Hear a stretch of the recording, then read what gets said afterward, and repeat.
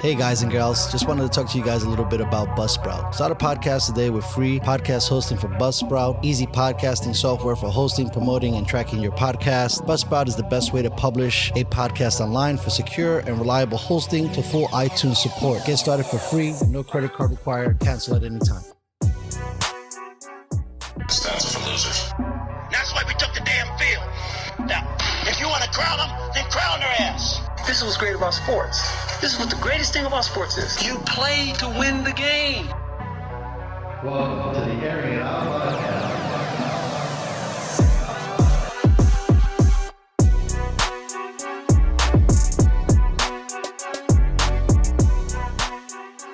Ladies and gentlemen, welcome back to the Airing It Out podcast. It is I, Dustin Marin, your host as always. My guest today is Domonique Grant, the accountant. What is going on, bro? I'm trying to keep it sexy. How about yourself? I'm doing good. I guess we sound super sexy on these fucking mics. No, I give you a sexy. I mean, you got like a 7.9. Right, that's good enough. 7.9 gets me laid, bro. I got you. I always try and keep mine at like 9 is my average. Nah, you know, once you like outkick your coverage, you got to maintain the bar. Exactly. So if you just stay somewhere in the middle, you know, no expectations, and you don't let nobody down. That's why I stay at 9. It's like, you could be better. So Right. could you. No shit, right? So could you. Here, move it a little closer to you if you don't mind. No, just like this framework. Let me hit. But hold I on, don't want it. I don't want it like in my head. No, you don't gotta put it in your head, but because it's okay. Don't worry about it. I just don't want. I got you. Yeah, see, it's not in your head, bro. Let's get because it's stupid cardio shit. No, I got you. I just don't want to. The mic is. You know, I don't want it all in my face. I totally understand, but these it's these like silly balls mics, to the face. I don't need that. I don't need that. I got you. Don't worry. These things have been sanitized and cleaned, and all good. There's no COVID viruses on these motherfuckers. I'm not worried about COVID. I just the look. I know we gotta take a photo. We gotta do some Instagram stuff. I'm a man. I always tell a woman, it's clean. It's clean. And start slapping on the lips, and it's wrong. You know, it's so weird. Sometimes I'm like, well, my penis is super clean. Fuck all this shit. Okay. You know. That part you could have kept to yourself. Well, you know, I just put it out there a little crazy. So let's get serious for a sec. All right. Jets, terrible. Why are we getting serious about the Jets? Because I just want to. I feel like the fan base was disillusioned this year. I have to disagree to a point. Mm-hmm. When you come out and you know you have your core, you're good to go, you should be okay.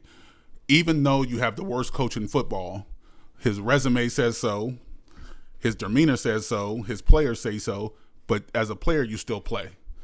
But then you get hurt. Everybody got hurt until, week 5, week 6, when you have a receiving core?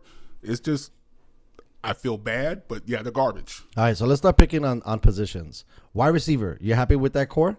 Yes, but we don't have a number 1. Right. Yet. Mim's going to be a number 1 when he gets a little bit, he's a rookie. Right. So a little bit more under his belt, and he was hurt half the season, and he won't be playing tomorrow because hamstring that I heard on the news. Is that a strength and conditioning issue, bro, when you see guys just getting like all dinged up so much? I mean, I know there's a COVID part of it, right, where these guys probably didn't have their normal routines and shit like that. At the beginning of the season, I could say it's strength and conditioning because during the offseason, you don't do nothing. Right. But during the season, no. Freak things happen. I mean, you've walked down the stairs and tripped when you thought you was okay. But I've crossed the street and fell. Exactly. So I mean, I wouldn't say, especially for skill positions, running backs, receivers, DBs. Nah, strength and conditioning, that's just life. You're good with that, but things happen. Now, when you say true number 1, right, Crowder's is phenomenal, right, for the most Yes. part, okay? Yes. Why wouldn't he be classified as a 1? Because he doesn't have the speed to take it off the top? Great route runner, Right. but he isn't outrunning everybody. When you think of number 1, great route runners and outrun everybody. All right, so I'm trying to do a segment in a few weeks. Give me top 3 best receivers in the league in your mind. Oh, in the league right now? Yeah. Oh, I'll throw names at you. Okay, is Julio Jones still elite? are we talking elite like top 5 or top 10? Yeah, top 5. No. Right, correct. Devontae Adams, yes. Yes. Tyreek Hill? Beast. Probably the best one, right? Yes. And then Hopkins. Yes. 3 best guys in the building right now? Yes. And you got everybody else makes an argument for 4 and 5, right? Well, and the crazy part is when you think of elite receivers, some tight ends you have to throw into that mix. 100%. So, but again, the tight end position is strange too because if Kittle was not injured, you got 3. You got Kelsey again, number 1. Beast. Right? You would put Kittles if he was 100%. Beast. And then Waller is 3. Beast. Right? And then everybody else is kind of catching up to them. But I can't wait, which I know the Jets won't get. But Florida has a tight end. Mm-hmm. The dude is a killer. Can't remember his name, but this dude has a body. What college? Do you know that at least? Florida. I said Florida. Sorry, my bad. Yeah, Florida. He's built like a steroid Randy Moss and catches the same, bro. Okay, so look, I'm gonna throw this down to you. They said kind of the same thing about Eric Ebron, but as you know, hold on, wait. That's not like the Kuipers of the world and some of these other like critics. When he was getting drafted, they had high regards for him. But you've played. Isn't the tight end a position that you kind of get really good at it a few years in? Because a lot of these college guys, they splash on the scene and you think that they're amazing, and then they come to the NFL and the translation is not the same. No, I mean, like back in the day, yeah, when I was in high school and tight end position, you were blocking. Right. And you caught passes 5 yards. If you Right. broke something, you was okay. Mm-hmm. Nowadays, the tight end position is a receiver. It's legit, yes. It's a receiver. Mm-hmm. And you're built like a receiver who knows Right. how to block. Some tight ends don't, but most do. Right. And the best ones are supposed to know. Yeah. Right? Like that's what makes you elite, that you can catch and you can block. yes, and if you can outrun people, and the one route that everybody sleeps on in the league and in college is the seam route.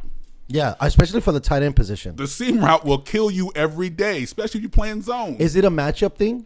Not so much a defense position thing? It's a call thing. Okay. It's a call thing. So, and a matchup, because if you're tight end, you're lined up against Right. a linebacker who can't run with you, Right.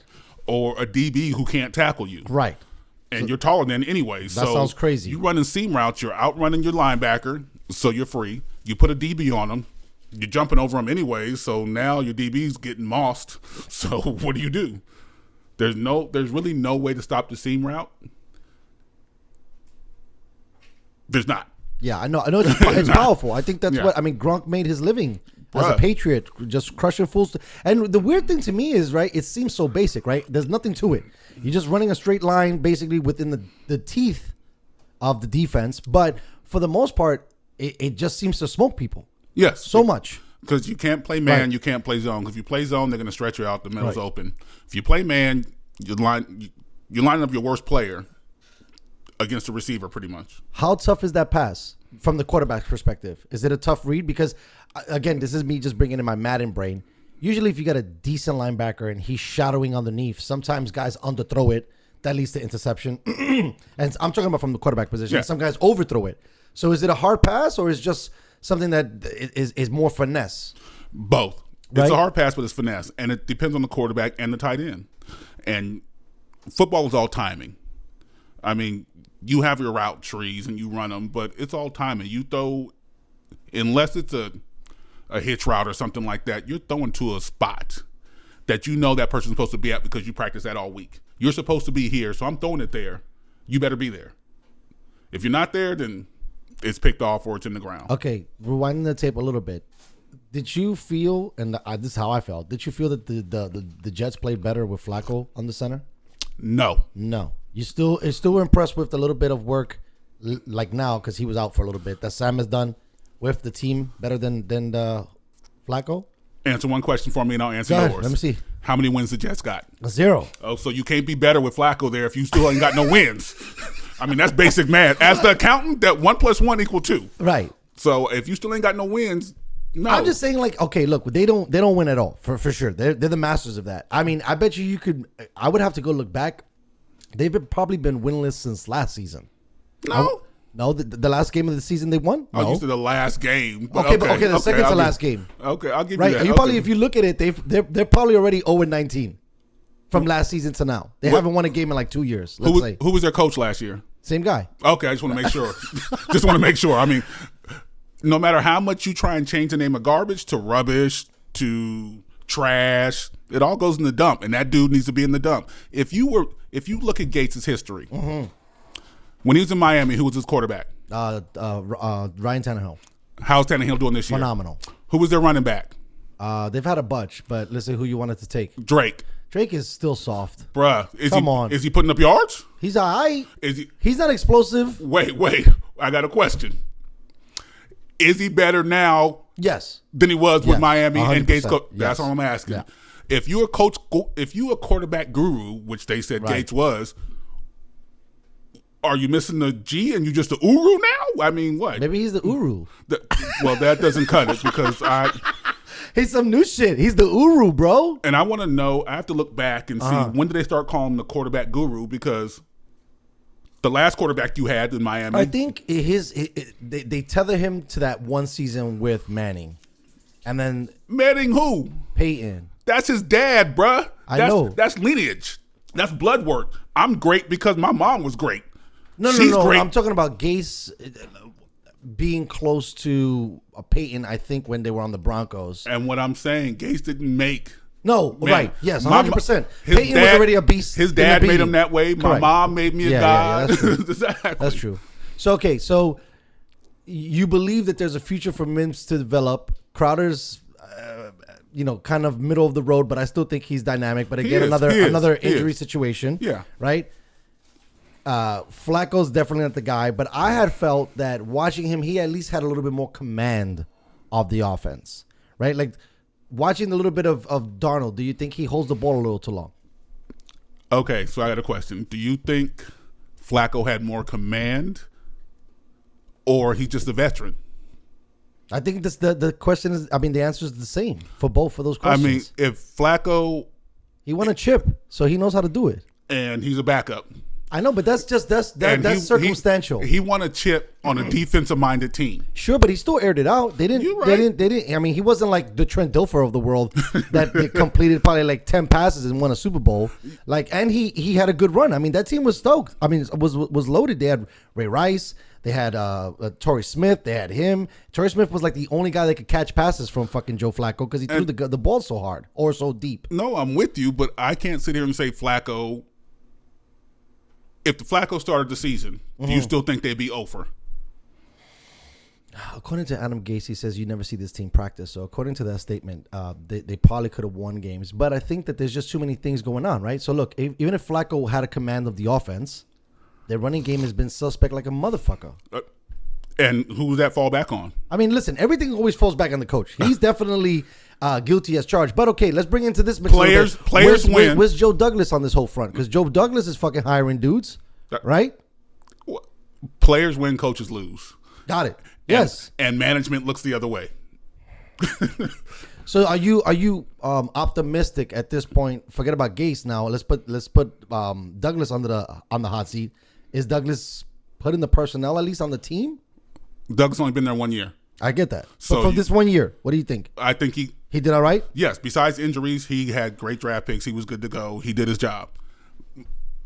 We made a mistake because we let go of one of the best defensive coordinators in the league. Okay, let's get back to that for a second. So I don't. So I watched that game. Okay, right? You just said players play, and you was a former player. There's been times in this season that I've seen the Jets give up games. Was that a give up game? That touchdown pass on the left side of the field? Did he quit? Did who quit? The DB. I don't know if the DB quit or he didn't. He was out of position. Out of position. Okay, because so if you can't fire Greg Williams out for that. And you can't because your defense, mind you, being tired because they're always on the field. Right. Your defense is a good defense. Right. Except for being tired because you're always on the field. So you firing over one play, that's you using somebody else as a scapegoat. For sure. But I think that it was already a rocky start. First of all, Gase seems to piss off everybody he comes in contact with, right? You and I have both agreed on this. We should have let go of Gase and had Greg Williams kind of have an audition and see what homeboy could do as a head coach. But again, he has the Bounty Gate stuff as baggage, and a lot of people hate him. And I don't know. How would you feel? Let's sidebar this real quick. How would you feel if you knew a coach was paying players to get? Would you say injuries or to just make the tough hits? Like, how would you classify even Bounty Gate? Because for me, I'm of a different mind of it. Well, one, I'm old school. I'm old now. That's what I'm saying. When I was coming up in Pop Warner high school, my mom paid us to knock people out. Damn. She was on the sideline like, every tackle you get, you get $3. Every sack you get $5. I love mom. Every touchdown you get $7. If you put somebody out the game, you get a 20 spot, bruh. So basically, you're saying that part of the culture is being incentivized. Football is a collision sport. Right. You're supposed to knock people out. I'm better than you. That's my job. My job is to be better than you.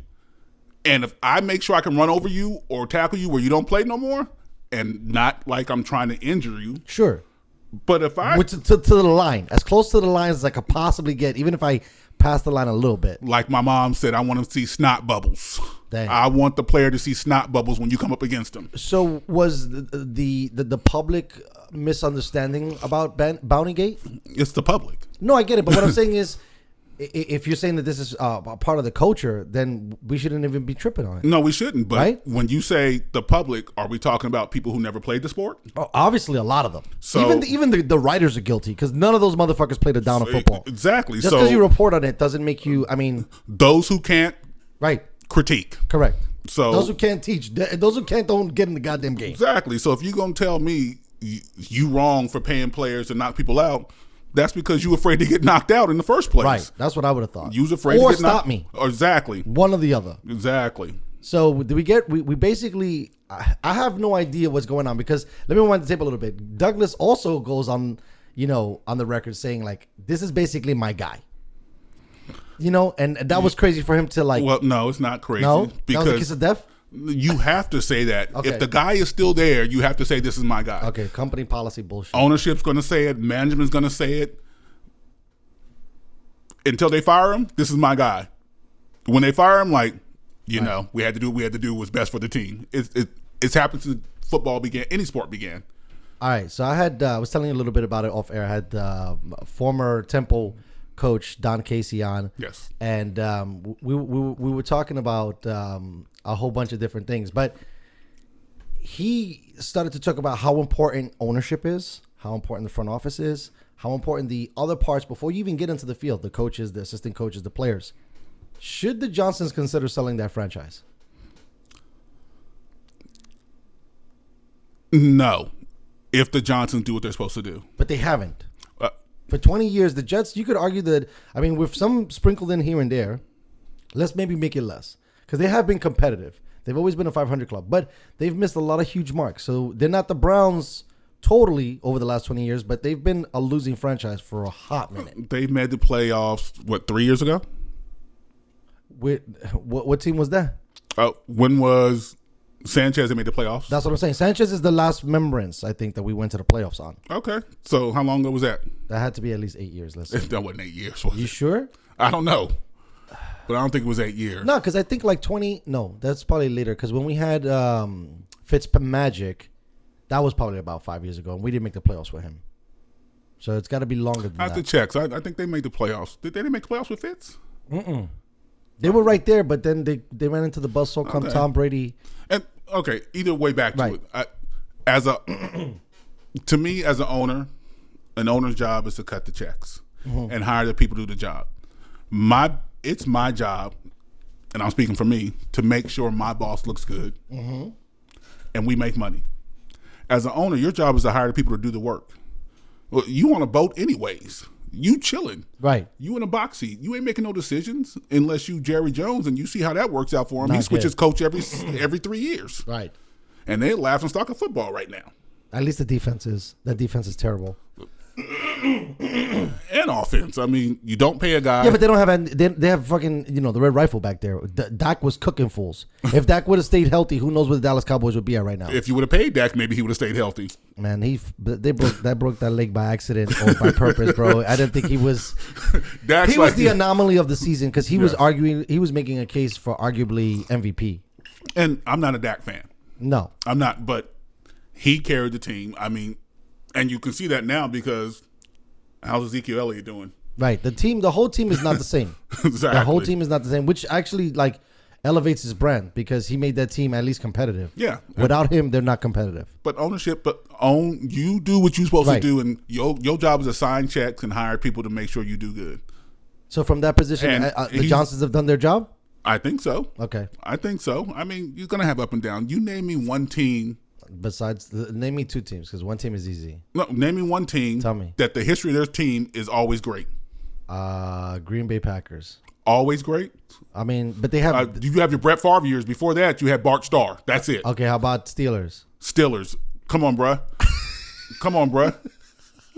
Steelers only been good. Well, they've had 2 coaches who took them. 3. 2 coaches that when we was alive that took them places. That's that took correct. them places. Yes. But I mean, when you had Cordell Stewart, it was up and down. Right, but that was the chin. It was was up and managing down. shit. Since Tomlin's been in the building, they've been more consistently winning. You're right, but that's not a lifetime of greatness. You're thinking like old time before we was alive. Right. I mean, So then basically nobody. then I might as well go back to when the Jets won a Super Bowl. Listen, I lived there. Exactly. 1963 is my favorite place in the whole wide world. BroadwayJets.com, Broadway Joe, all the good stuff. Then I might as well say the Jets have not always been bad. They're good. I mean, look, at least we have a chip, which a lot of other teams that are horrible do not have. True. Right? And that kind of separates us a little bit from the bottom. People always say, like, well, my team, yada, yada, yada. My team, a dynasty. Okay, you a part-time dynasty, For sure. really. There's no way to do it. I mean, It's called free agents. Patriot fans are great now, but Right. because Tom Brady was there. But before that, you wasn't putting up numbers. You was a regular team in the AFC East. And we don't even know if that's going to come back to, life because they're already, 8-8. Exactly. An 8-8 blow club at this point. Exactly. And Tom Brady's something you don't see.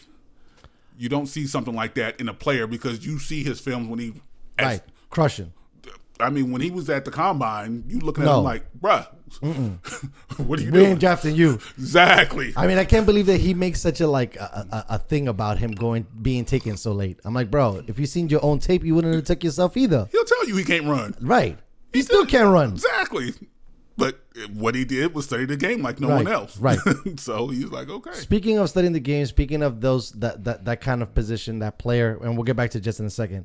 I wanted to get your opinion. I don't want to get back to the Jets. But Okay, don't worry about it. Okay, I got you. We'll move on then. Cam, done? Or Cam is just circumstantial being that he's playing on the Patriots? He's Cam is not done. Right. So what's wrong with Cam? Nothing. Like I was matter of fact, I was watching Skip and Baylor. Skip and the Beast tight end. Yes, Shannon Sharp. Thank you. So they asked Shannon the same question. Okay. He said, why is everybody saying Cam's done? Because Cam doesn't throw over 200 yards in a game anymore. That's why Cam's done. So I got a question. How was Tom Brady last year with the same team? No, that is a fact. But Tom Brady threw over 200 yards in games, and he scored touchdowns in the air. Well, Cam has more rushing touchdowns than the team has passing touchdowns. That's a fact. Tom Brady didn't have that. No. I mean, listen, So, what Bill Belichick is getting out of Cam is effective. My point is, people will say Cam should be done because they're not winning, but they weren't winning last year with Tom Brady there because the team sucks. The team does suck. So you can't put that on the quarterback position. Cam has made mistakes. He fumbled the ball that one time, a couple of weeks ago when he shouldn't have. He threw a fucking interception last Sunday too that fucking took it to the house. Oh, this Thursday, this Thursday they got taken to the house. He was in the club, caught COVID. I mean, it happens. But it's a COVID year, so you expect that. Do you think that's been hampering his play? Because he hasn't been the same since he caught COVID. And he's asymptomatic, so that doesn't really matter. No, I think the team is hampering his play. Right. Trash. The team was trash last year. Yes. Tom Brady left. Right. He comes in. Team is still trash. They made no changes besides him. I mean, the only thing you could argue is Harris, that running back, is a beast. But outside of that, there's no other player. When you go, just because you change the quarterback, everything else was already garbage. Right. Yeah. So it's going to stay garbage. You can't blame Cam for that. He's made mistakes, but Tom Brady throws interceptions. So I was going to get this because Tabitha was over there. So everybody got the commercials, Jerry Jeudy, right? How hard is it to develop wide receivers? Because Belichick can do a lot of things, but he can't do that. Belichick, I can't say Belichick. I think the Patriots' problem is they don't draft.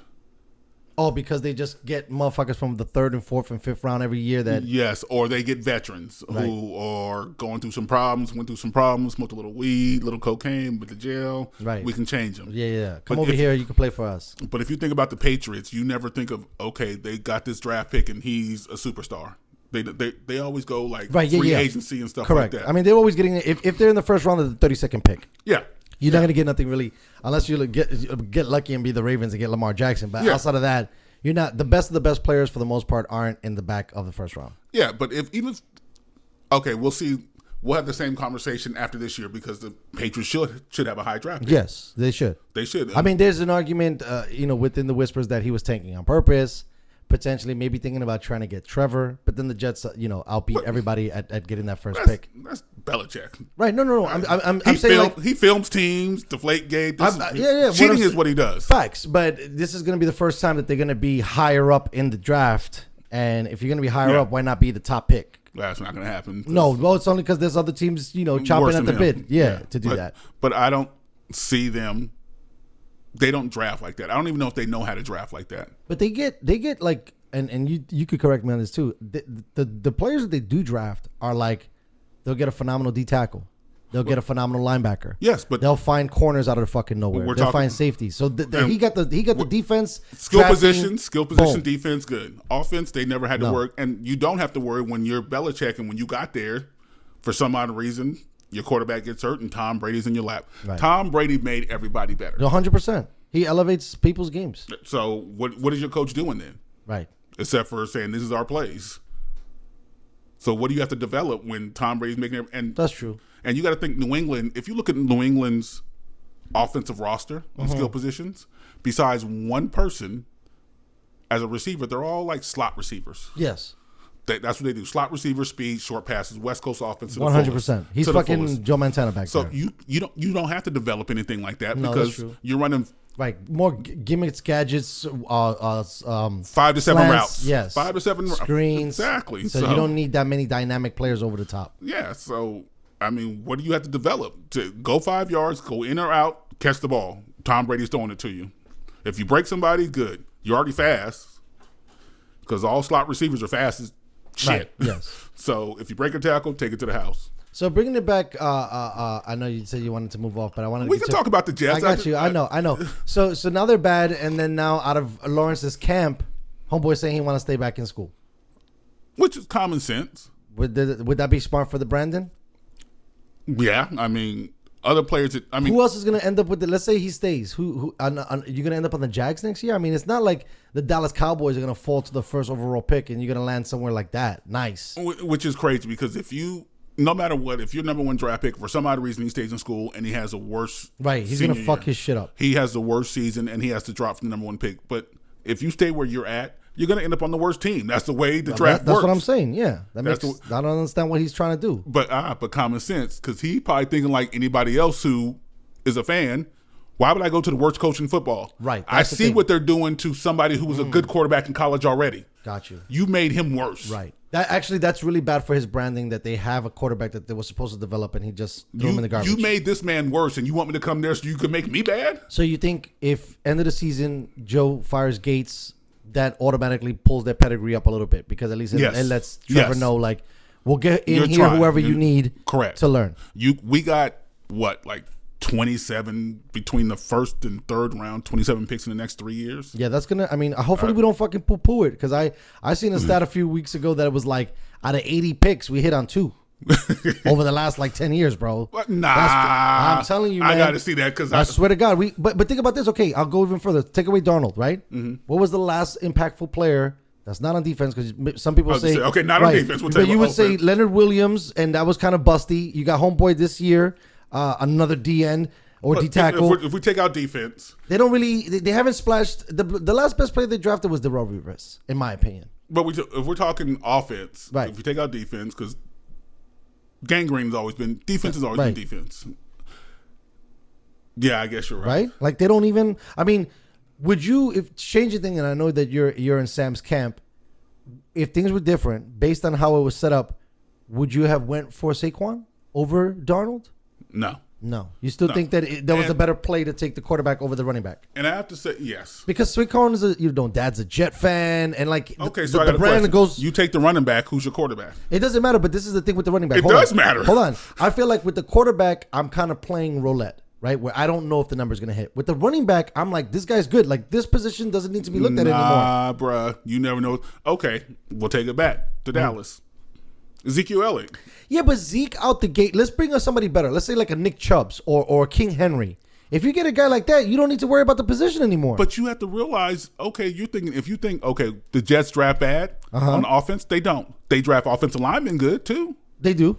So a running back is only as good as his offensive line. No, I get that, but at least But if you're talking Nick Chubb, we're talking about a good offensive line he runs behind. You think the Browns have a good offensive line? Bruh. Really? You think Chubb is doing all that by himself? A little bit. You on crack. You smoking. You on that stuff right now. I'm sorry.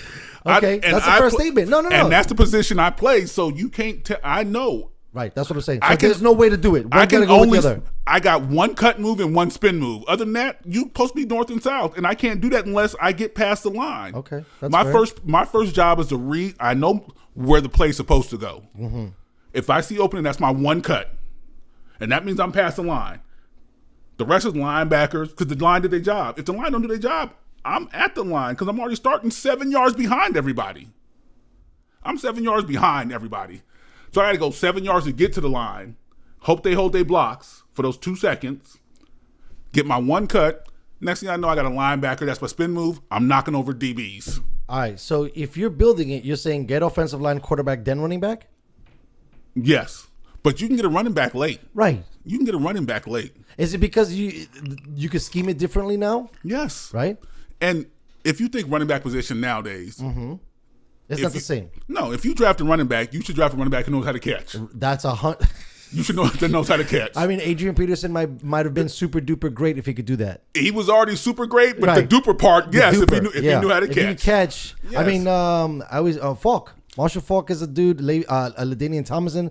They were able to elevate their game to the next level because now I could catch the rock. Yeah, and so you can draft late because you can teach running backs. You can't teach speed. You can show somebody how to be faster, give them faster drills, but speed is speed. You're either born fast or born slow. Right. Yeah. But you can teach how to Quickness is my new word. Yes, you can teach quickness. Yes, you can teach them what lanes Angles, to go to, yes. the cuts, everything like that.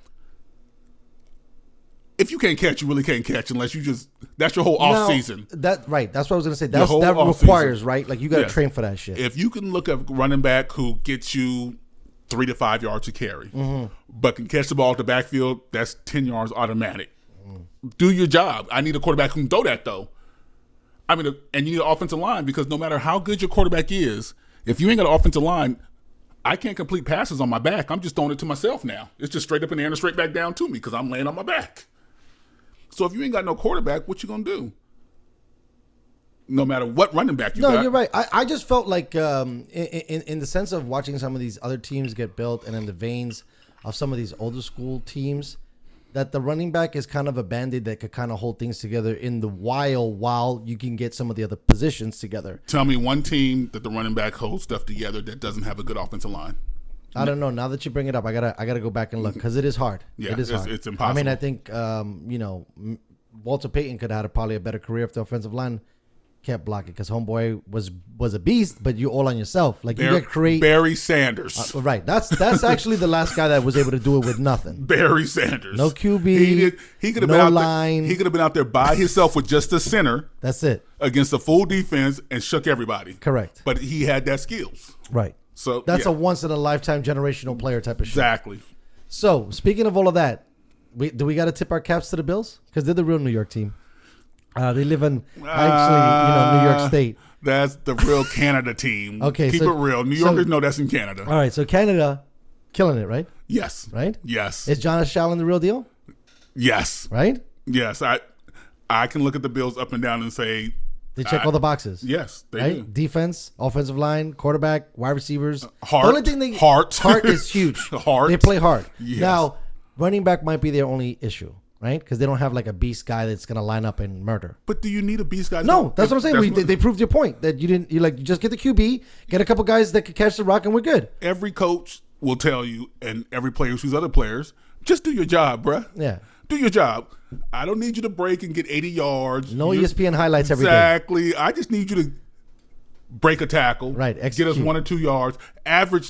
If you average 3 yards a carry as a running back, to me that's okay because that's 9 yards. And if you go for it on 4th down, you got a first. So, I mean, 3 to 5 yards a carry, I'm good because you're not getting the ball all the time. But if you ain't got no line, you're screwed. And Buffalo is doing that. They got it. They're unbelievable. They're not running back's not breaking away for 200 yards a game. But they used to be like that. Yeah. They've had players. Yes. McGahee is the one of the guys that comes to Yes. mind off the top. But they've The had you, even though they losing had right now. Marshawn Lynch for a hot minute. They've been known for having 200-yard running backs, but they couldn't do shit with it. And they said, you know what, common sense. We probably need some other things here. We might need. I went to public school, and so I'm not the smartest, but we might need some other things right here to make this work. And they did it, and they're winning. Okay, so who's more impressive stories? So we stay in the division because I think that both of these stories are not being talked about enough. Miami or Buffalo. I think they're about the same. Right? They're the same. And Miami's a little shocking that they're this good. And it started 2 years ago. I mean, you think you get rid of a coach. Mm-hmm. We've already talked about that thing. And they made changes. Next thing you know, last year both teams started to come up. Patriots starting to get scared. I would be afraid if I'm the Patriots. And us Jets fans thinking we should be doing We're the in same trouble thing. as shit, too, We for thinking real. we should be doing the same thing because we got a quarterback, we got this and that. A lot of injuries, but the next year they make another hurdle. Now both of them about to be in the playoffs. Unbelievable. Both of them about to be in the playoffs. What do you think about Tua?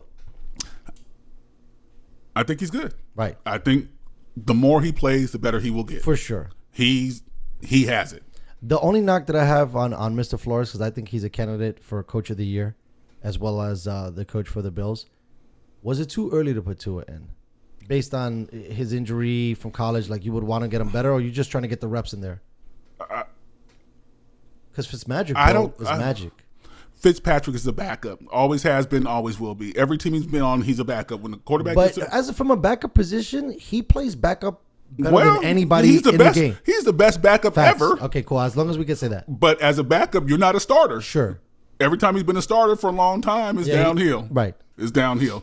And I've never understood that you start him too soon.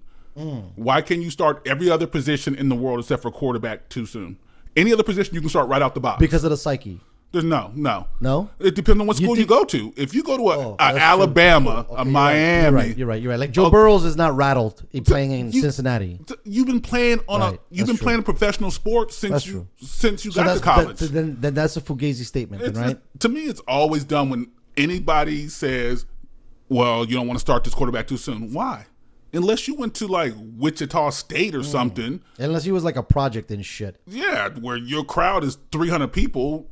Unless you're going to Alabama or Miami, where your crowd is 200,000. Right. You're used to that. You're used to that all day. Yeah, that's true.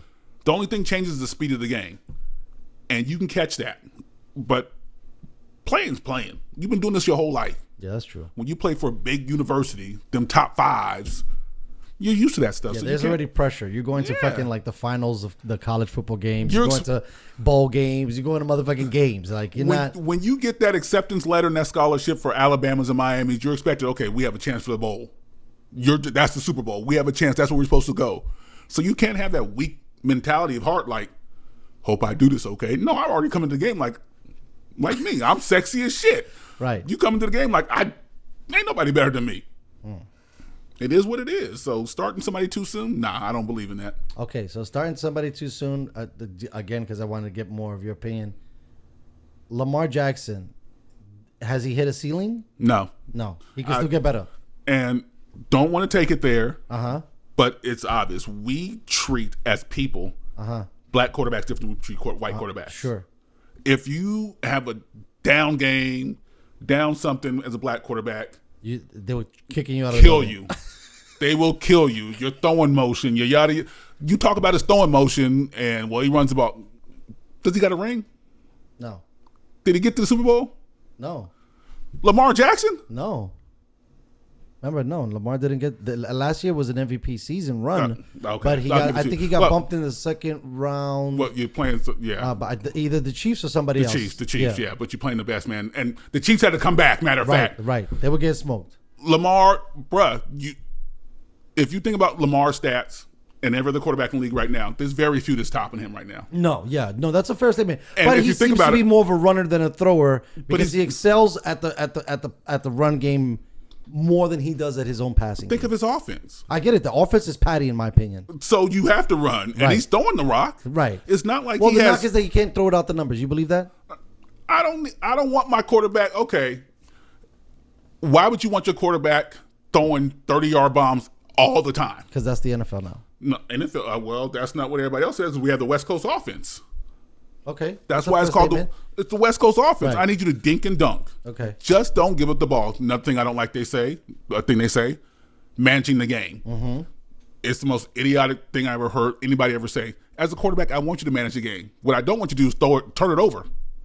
So basically, everybody's a game manager at that point. That's what you do as a quarterback. That's your job. That's what you do as a quarterback. Okay, your coach is the manager of the sideline and the players, right? The ownership is the GM is the manager. Yeah. The GM is the manager of the coach. The owner is the manager of the GM. You a quarterback, you the manager of the game. You're in it. You manage the game. Makes no sense. He manages the game. Since Lamar's been there, have they made the playoffs every year?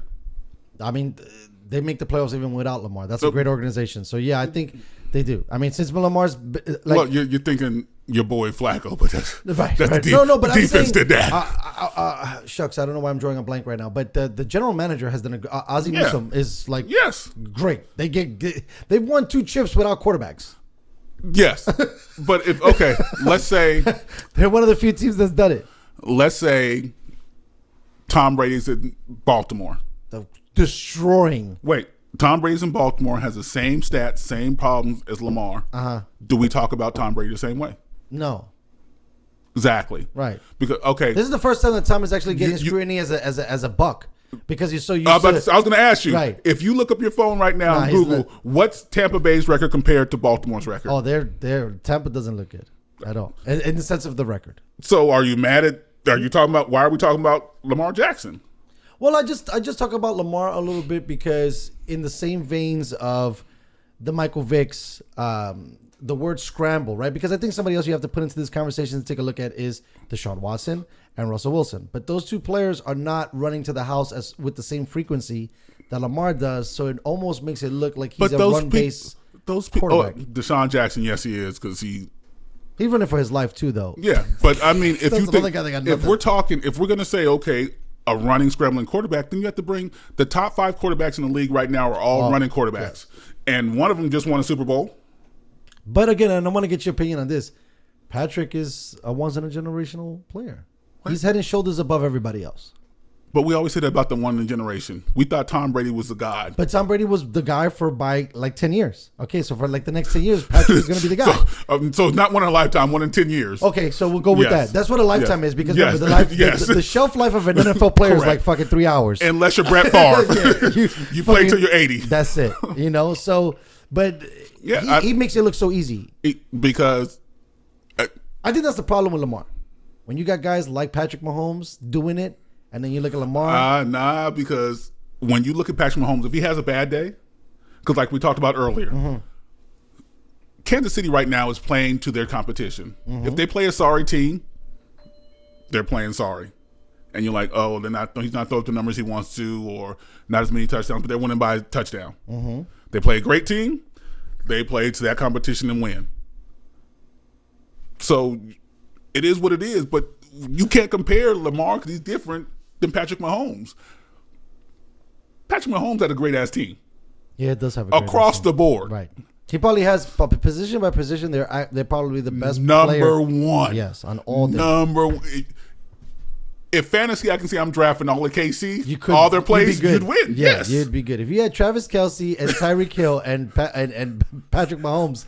You're winning every week. Exactly. And if you switch it on the defense, Stone Cold Jones is a monster. Frank Clark's a monster. Exactly. Matthias is a monster. Breland is a monster. They got players everywhere, bro. But if you can't do that with Baltimore. No. Because you got a quarterback, one receiver, and a top 7 to 10 defense. Is that hurting them? Because, okay, let's say, let's not say. I'm a big fan of Lamar. I am too. I think he's a special talent. He's a 1 in a 10-year player, right? Gotcha. But they throwing, and I get it, I feel like Hollywood Brown is shorter than me, and that's like their most dynamic weapon, right? Like, so they don't have, their best weapon is a tight end. So that what I'm saying is that shows limitations within the offense, correct? Yes and no. Yes and no, because they don't have enough power on the offense, right? Where Lamar gets to throw it enough, so he has to run, he has to scramble, he has to get out there. And if you look at the games this year, besides the running plays they call for him, when he runs, he's scrambling because he wants to throw the ball. Yeah, no, he keeps his eyes downfield. He wants to throw the ball, but he can't because he has no one to throw it to. So what are you supposed to do when you have and Tyreek Hill? I mean, Tyreek Hill's like 5'5". Yeah, but Tyreek Hill, I don't even know what he doing. He don't run. Marquise Brown does not run routes like Tyreek Hill. We didn't does. talk about speed. No. But I'm just saying. But when you say like he's small, you said sure, small. So I'm but thinking he's that. super small. Right, but I mean, I get it. Like the emergence of the smaller player. Look at Tyler Lockett's another guy that fits in that vein, and he's phenomenal. Yeah. Right. And you can argue he's a top 10 receiver Yeah, in the way he plays. Right. But Marquise Brown, maybe there's a disconnect. When you look at Marquise Brown, who's on the other side? Nothing. When you look at Tyreek Hill, who's on the other side? Fucking Travis Kelce, Coleman, everybody. Exactly. It's easy to throw the ball and get yardage when you can't double anybody. Yeah, that's true. And he's a smaller guy, so it's got to be easier to kind of keep him contained for the most part. Nah, as a defense, you out there, you know who you're supposed to cover. I get you, but I'm just saying. But when you look at KC, you like, right, I know we're in trouble. I know we're supposed to cover this person, and as a DB, you looking like, I ain't gonna get no help. No, because we got the same things over here, bro. We got problems over here too. So you're the GM, right? Of the Ravens. The Ravens are a team that usually builds heavy through the draft. Yes. Do you go crazy and get a free agent at the wide receiver position to elevate Lamar's game, or you just stay on course? I think you get an O-line. Because that shit is whack, right? Yes. Yeah. An O-line, and later in the draft, a running back that you develop. You need to draft a rookie receiver so he can come up. And in free agency, you get a veteran receiver. So he's not by himself. Right. But right now, they don't have that. Yeah. Your defense is fine. Yeah, they are. Your defense is fine. They got like 9 million DNs that you can't even name. Exactly. And they just line up fools, and it's just amazing. Exactly. And your DNs are playing DB Like, too. addition by subtraction, right? They get rid of Thomas, and they're still as competitive. Yeah, so your defense is fine, so build your offense. Build your offense, your O-line, and you only need like a tackle and a guard. Because they're such a good organization, are they just always going to be that team that's just like one piece away from going all the way? Because I feel like that's dumb. They get one or two guys, and they're going deep. I can't say that because there always been that one team that's one or two pieces away. No, but every time they get that extra piece, and I'm not saying that Flacco was that extra piece for them, but for whatever the play was, maybe it was Jacoby Jones balling out of control that season, and then when they beat the Giants, whatever the piece was that they got, maybe it was Jamal Lewis was probably that thing. Once they get that extra X factor, they're very competitive ball club. Is what I'm saying. But they're always competitive, and I can't say it's. I mean, when you play on a team that no matter how bad you do, how much you mess up, you know you're going to get the ball back within 3 plays. Yeah, you're feeling confident. Yes. I threw an interception. I threw an interception, but they didn't take it to the house. But I know my defense is going 3 and out, so I'll get the ball right back and don't do that again. All right, on that statement, right? Then why the Bears not better? Come on, bro. But the 3 minutes you get it back. Defense in Chicago has been dominating for 20 years. Name me 3. 1, Khalil Mack. That's it. No, I said 3. That's why you think I said 3. That's it. Name me 3 offensive players on the Bears. Maybe Danny Trevathan, and that's a stretch if he's still even on that team. That's me being silent, folks. Name me 3 offensive players, skill positions. Oh, no, I can't even get. I mean, okay, going to the offense. Who's the Bears quarterback? Nobody. So when it's 3 and out, the defense is like, we're going back in 3 plays anyway. So did Matt Nagy fuck that shit up by passing on Deshaun Watson and Patrick Mahomes and taking fucking Mitch Trubisky because Mitch Trubisky can't play fucking football, bro? You know your own answer. Okay. Mitch Trubisky can play football, but he has nobody to give it to. Okay. So then you would have left him in there this year. Because I think that was probably like the you have to leave him in there because that's. But they brought in Foles, like Foles was gonna fucking save the institution. Well, that's just common. You ask, okay. Well, your first question is, did they mess up by? Yes. You already know the answer to that, right? Yes. And one, you said Patrick Mahomes, right? Okay. I wouldn't even put Patrick Mahomes Super because Bowl. Patrick Mahomes wasn't probably even on the radar as heavy as that. Deshaun Watson. You passed up on Deshaun Watson. You're an idiot. Yes, right? You're an idiot if you pass 100%. Yes. Now back to the black thing, because I've been thinking about this, right? Because you could make a discussion that, and this is, I don't know, this is me thinking maybe too crazy, but they pass to get a white QB, right? The Giants have a fucking top pick, and they passed on Haskins to get potentially a player that was ranked 32 overall, and they take Jones. Is there kind of you think even from drafting situations that teams kind of look away from it because they understand I don't want to use the word baggage, but what comes with it? Because even if you're pro black player and from the quarterback position, the media is ready to have a fucking field day with you, one way or the other. I was gonna say I don't know what you mean by baggage because none of those players had baggage coming out of college. But I'm saying baggage more in the sense that the people like to attack black quarterbacks and scrutinize them more. You know, do you think that people kind of move out of their way a little bit to not have to deal with all that? If we're being completely 100% honest, and it might be kind of blunt. Yeah, for sure. But the combine and the draft is slave trade. Right. I think we talked about it a little bit. Yes, it is what it is. So I mean, it looks like it. And and combine is. I mean, you're butt naked. Right. I mean, like that shit is crazy. And ownership is the master mentality. Sure. But you want your face of the team to be blue collar, right? Blonde hair, blue eye. In charge of everybody else in the field. We want Peter Parker, not Peter B. Parker. Exactly. You know, the blonde, blue-eyed guy. I mean, and there are teams that will say, okay, I'm not drafting a black quarterback, no matter how good he is. Dallas is one of them. So you think that was the big shit with why they don't want to play Dak? Dak is light-skinned, and he said... he gets away with it a little bit. And the comments he says about when it comes to protesting and things like that, he's in the house. Do you think he's in the house? Yeah. Do you think that there's shades of that because like Stephen A. Smith, T.O., KD, all these guys talk about how black is enough to be black. Do you think like beige or light skin colored folk get a better pass because you're saying that we're all kind of in the car together, but somebody's driving and somebody's in the back seat? So is it more? Do you get more scrutiny if the complexion is darker? Because Patrick Mahomes is black, but they treat homeboy like a white boy. Russell Wilson is kind of on the fringe. You know what I mean? I think it's the personality you carry with your color. Okay. It's always the person. I mean, because Lamar is darker on the canvas scale, right? But he says all the great things. I mean, that guy's unbelievable. He's a soft-spoken dude. Says he doesn't cause problems in the conferences. All this other stuff. He's money in the bank. Yes. Right. Why did he go 32 then? Right. That's what I'm saying. Because he wasn't that before he came to the league. I mean, before you come to a team, and we're talking about Baltimore. Sure, right. What Baltimore's a grimy city. Right, so they would want a guy that and I'm not saying that you black is grimy, but they want somebody that basically this is our the city. Community. This is our city. Yeah. Baltimore is what? Right. Top 3 in murder. Yeah. Not that Lamar is, but No. Yeah. You want it's that a dangerous town. And the team has always been grimy, smack you in the face, don't care. That's what they is. So Lamar's, but you're not going to see Lamar being the quarterback of the Dallas Cowboys. Ever. There you go. That's what I'm asking. Ever. That's what I'm asking. Not gonna happen. Not gonna happen. That's crazy. Okay, switching gears a little bit. We got the Rooney Rule that kind of gets talked about, but not really. Have we progressed in the right direction in that front? I mean, the one thing about the Rooney Rule that's silly is the way it's stated that we have to interview a black person. I feel like you have to interview the best players, the best people that are available. There's also black people that are qualified to fucking coach teams. But you know what I mean? Yeah, but you can't interview the best people that's available if you don't give the best people a chance. I agree, and I'm for the Rooney Rule. What I'm saying is, do you think that we've progressed at least?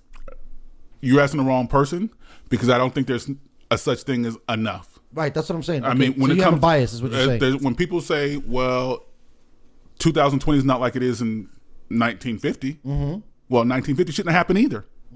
So what are you talking about?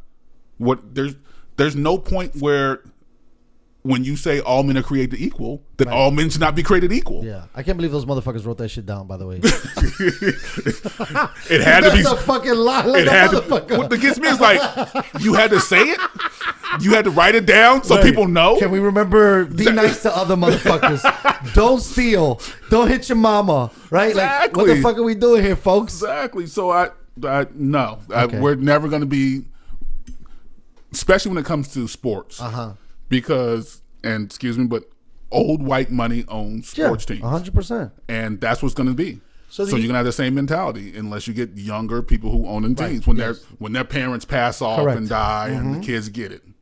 So do you think? For me, I think there's a two-parter to this. It's a little obnoxious that the stuff that they put on the field. Now, is that just to like entertain not only the fan base but the players? Because if you can't hire a black, let's say like that without having to get crazy, but a dark black quarterback in Dallas, but yet you say Black Lives Matter, that's not true. Dallas ain't never said Black Lives Matter. That's true also. That's true. You used the wrong team for that one. But you were just mentioning Dallas, so I brought it up. But there are other teams that say stuff like that, and they don't really mean that shit. And no. I think right? I agree. You can't do that. And I have to take some of the hiring, and it's a one-on-one based thing. Because if I look at certain coaches, and they say, okay, you have to interview a certain amount of black coaches, which you should, because you should. I feel like it's a people thing, so it's a no-brainer to me that you should. You have to look say at it because brown people, look at black people, look at white, look at all people. They weren't doing it, so you have to tell them to. The same way, like all men are created equal. You tell your child, you tell your boy as a kid, lift up the toilet seat and pee in the toilet, not on the floor. Right, you got to tell motherfuckers look both ways before you cross that. Yeah, something that you shouldn't have to tell, but it is what it is. But in the same token, I can't be mad if I see you interview a white man, a black man, a Latino man, Spanish man, and out of all that, the white man was better. Yeah, all day. If your resume speaks for itself, it speaks for itself. It's the best person available. That's it. Yes, but if you only doing right. If you go, I'm interviewing 20 white dudes and 2 black dudes because they're making me. When you look at college football and other pro teams, that coordinators and assistants, you not giving them a chance. Eric Bieniemy. Why is he not a head coach? Facts. Why he's going to be one now? What? He's going to be one now? Now? Right. Now? Right. What team is he coaching? I would say maybe the Lions. If I had to guess. What team is he on right now coaching? Coaching his Kansas City Chiefs. How good are they? They're the best team in fucking football. He's offensive coordinator, right? Correct. Offense is pretty nice, huh? Unbelievable. Best I've ever seen in a long time. Good quarterback? Unbelievable. Good receivers? Unbelievable. Good play calling? I just slammed up. Why is he not a head coach then? I get it. Trust me. Who can you tell me right now that can outdo his resume? See, now I'd have to look at it closer, but living right now in the now, nobody. If season's almost over. Right. Nobody. You're going to have to do interviews. Homeboy's killing it. Would you take Bieniemy to be the Jets head coach? Fuck yeah. Why not? We got Gates. Fuck that. Woo! The only reason why, and it's not a black thing or white thing, but the way he's scheming it is phenomenal. It just happens to be he's black. Right? Like, that's where I look at it. But other people look at it the other way. But he happens to be black, but he's not going to get... No. He got one interview last year? So think about this. I'm sure the guy at Tennessee, who's nameless... Right? I don't even know. I know Bieniemy, but I don't know homeboy. He'll probably get a head coaching job before that. Because he was under Belichick. No. Not the head coach. The offensive coordinator. Oh, okay, yeah. That apparently turned around Tannehill. But I'm just saying, I agree with you, right? I mean, fucking Josh McDaniels get hired in a heartbeat. Yeah. Meanwhile, Bieniemy should have been a head coach last year. He got 2 interviews last year, and we had a lot of open positions in the league for coaches. Yeah, we did. But he got passed on. You can't tell me he isn't saying the right things in the he looks like meetings. A straight dude. Yeah, he doesn't look like he's fucking shit up. Bieniemy's resume is so good. If he went to an interview and just sat there and looked you eye to eye and didn't say a fucking word, he should get a coaching job. Yeah. But it's like, well, you're not going to say nothing? You've seen the films. You've seen the film. I'm doing my job, and I do it well. What else do I need to say? Does he get a coaching job this year? Coming up. I can't speak to the NFL. I can't speak to the NFL. Damn. That's crazy. No one that's going to hear this or thought about it can say, yes, he's getting a coaching job. No. Because he's a high candidate, but that's about as much as you can say. Exactly. Right. When he should be the number 1 candidate. Right, yes. He should be the number 1 candidate, but he's a high candidate, but it shouldn't be that way. But it is what it is. Do you think we have to keep making, and this is quotation marks, people can't see me, strides for us to be equal? That's why I think it's fucking bullshit. Take those fucking signs off that field. My next pet peeve is why are we stroking the military so hard as the NFL? Well, military has our back always. I can't be mad at I can't be mad at that. But that's like saying but look, take off the pink ribbon on the field. But that's totally different. Why? Because the pink ribbon, in my opinion, is representing breast cancer, a female presence that is strange to reside in the NFL because most of these dudes usually get into a lot of shit with their wives, and so I'm gonna leave it at that. But the pink ribbons for breast cancer. Yeah, I get it. But okay, I got a question. Men get breast cancer. Right. I mean, men get testicle cancer. Where the fuck is our fucking brown or beige or I don't know, orange? Do they have what flag do they have for them? I don't know if they have like colon cancer ribbon. Right. We don't even. So where's that fucking love? Goddamn it. That's what I'm saying. But so what I'm saying is, okay, that's granted, but it's on the same heels. We have two stories. One story is, it seemed like this became more prevalent as soon as Tillman went down, but Tillman was killed by friendly fire, and then we fire a dude for kneeling down during a performance and never gets the job again. What has nothing to do with the military? That's to do with our idiot president and people, race.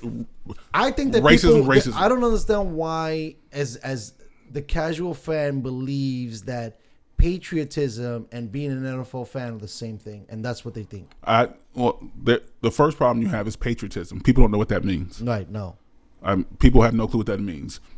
And the military, if you look at the military, you're supposed to know the flag. Right. It's okay. Yeah.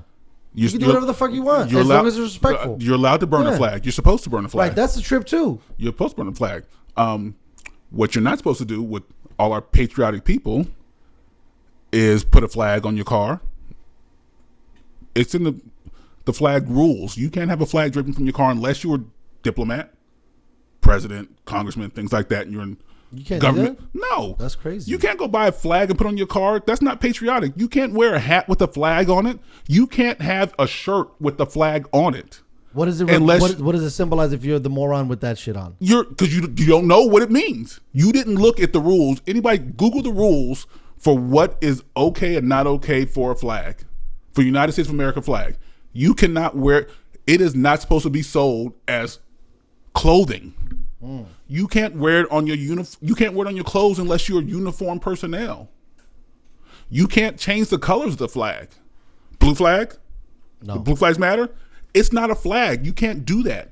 You are taking the American flag, red, white, and blue, and changing the colors. You can't do that.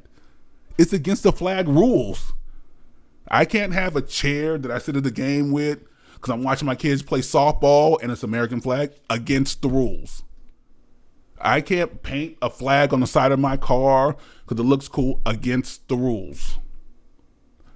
Against the rules. So if that's the case, then what are we doing? Why are we putting a flag on the motherfucking field then? Bruh. Yeah, tell me why. It sells. Right. That's the same reason you can buy a shirt with a flag on it. That's what I'm saying. So like it's more of a money grab than we're actually saying that, oh my God, we endorse all of our, armed brothers and sisters. That's not true. They don't fucking endorse all that shit. They do because, because the military pays. That's what the military pays into it, so they have their stuff there. I think it's stupid. And I think it was confusing for people because obviously if they don't know the rules you're talking about, I'm enlightened right now by talking to you. It's common sense rules if you Google. And meanwhile, Homeboy does like for the most part, whatever you want to argue that it represented. You can't argue anything about it. He did the simplest thing you could do. You can't argue. You can't argue anything about it. You don't want him to protest in the streets, right? So he took a knee. You don't want him to do that. How are you supposed to say? I don't even know. How are we supposed to say you're supposed to interview a black coach? Who the fuck knows that one? How are you supposed to say it? I don't know. What are you supposed to do? I don't know. And all the people that said I'm burning Nike, I bet you they wearing Nike still. Get the fuck out. Their stock went up. Yes, it does so much bullshit. Come on, bruh. Yeah. And at the same point, all these people. First of all, let's take another shot here too. Most Caucasians are not Nike wearers. Those motherfuckers like Adidas and Converse. And I was gonna say New Balance. That too. But no, you know what I mean. Like to me, Nike represents the minority. No. Well, if you're thinking like about branding, me and your age. Yeah. No, I can't even say our age. Right. Older, like 70, 80, okay. Maybe. G-Pop and G-Mon don't wear the Nike shit. Yeah, everybody else. You own a pair of Nikes? Yeah. Me? Do I own a pair? Exactly. I don't own anything but Nike. Well, I got a pair of Adidas Shellhead, black on black. But those things are like classic things. It's like fucking having a pair of shoes. You can go in any house in America. You can, unless you're Mormon or something. You think there'll be a piece of Nike? There's shit always Nike. You can't. You can barely buy a jersey without a Nike symbol on it. Right. When you watch your team play, you support Nike because that swoosh is on somebody's 100%. uniform. Right. It's Nike. And if you burn their stuff, I don't think they care. You already paid for it. Facts. You're burning your own shit. Exactly. Actually. It's yours now. You own it. It's not even theirs. You can pee on it. Yeah. You know what? Listen, we already got the tax. We got the motherfucker in the bank. We're chilling. We got our money. The state got their money because they Right. had to tax you. Sales tax, sales and use tax. I mean, do whatever you want with it. So is this...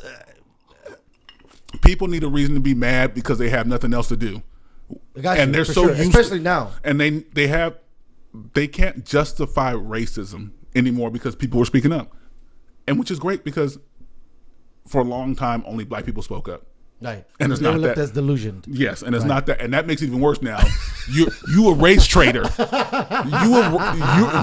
You're a race traitor because you want people to have the same rights as I do. Right. That makes no sense whatsoever. It's odd to me. But I'm black, so public schooling. Right. I'm not the smartest man in the world. I went to public schooling. I get you, man. So Ben, the NFL off the field has a lot. Yeah, always does. Sports will always. I get you, but I feel like there's more. I mean, now let's look at let's switch gears real quick. Basketball, baseball, right? Nobody wanted to watch basketball because they were so pro black. No. Forget about. Before we go there. In the coaching, Yes. do you think it's more progressive in those? Oh yeah. Right. Yeah. It's Yeah. just the NFL for whatever reason, But- they're still running that shit like it's fucking 1800. Yes, but you got to realize when we were getting the kneeling, basketball's like you can kneel all you want. Right. You do. Well, you. they're smart. And you. One of the things I gotta say, Play the game, but do you? and you gotta probably agree with this because you paid attention a lot more to more teams than just like let's say the Bulls at the time. But what David Stern did for the NBA, probably greatest commissioner of all three sports, hands down. David Stern's an idiot, but Really? come on, bro. You think so? David Stern's a smart idiot There you go. Okay, I'll take that. because David Stern name me top five white players in the league right now. That's gonna be hard. I mean, Thank it's only you. because I don't even fucking watch. But Even it'd if be you- difficult. even if you it'd be did. difficult. And it's I odd. mean, Gallinari might be one that thinking of shit. I'm like, fuck, But and he's you not know even what's white. funny? Exactly, because when people say white, when I say white, Right. you born in the U.S. because white is made up. Correct. Yes. White is made up. That's what I was trying to tell my Italians don't- my wife. It's like, yeah, I just thank you. Italians don't call themselves white in Italy. Thank you. Germans don't call themselves white in Germany. Boom. See? Polish don't call themselves white in You're gonna have to Poland. get on this call, girl. The Swiss don't call themselves white in Switzerland. No, that's an American thing. Yeah. That's why I use the word Caucasian. You know what I mean? To try to figure it out. But no, you can't do that either because another have you ever been to the mountains of Caucasus? Nah, I don't even. They are dark.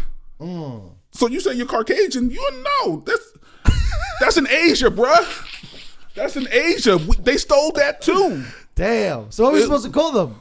Like my kids, Peach? Should we call them Peach? Just call them descendants of something.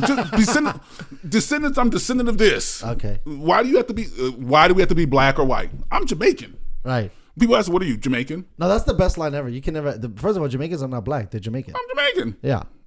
From Africa, you're African. That's right. From Italy, you're Italian. If you happen to be 18th generation in the U.S., I mean, they might as well just put brown and yellow as the rest of the fill-outs, right? White, brown, yellow, beige. Pink. what are you? I'm American. Right. That's I was what I born say. here. I'm That's American. what I tell people all the time. I'm an American. I don't know what the fuck to tell you. But Stern was like, bruh, what I'm going to tell these people, there's too many. That's my paycheck. that's what I'm saying. I think he was That's at my least smart paycheck. in that regard that Yes. he's not going to piss off his guys. No, Right? NFL was stupid because Yes. They pissed off their dudes. but this is my paycheck. David Stern's like, bruh, the face of basketball is black. Right. So how you gonna tell me?